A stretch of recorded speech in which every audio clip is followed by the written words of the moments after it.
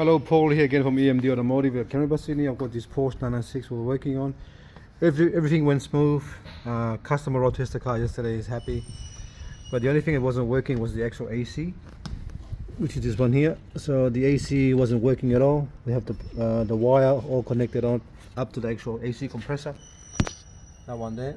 But nothing was working. So what happened is what we're gonna find. So we found the problem, so we had to actually pull everything apart at the back here so we can actually fix this relay. So this has been like this for a long time, so you can see, look at that wire's gone, burned up, so nothing was working. So this is the reason why. So I thought nothing was connected at the back, so I was looking at the back and I found out everything at the back is fine.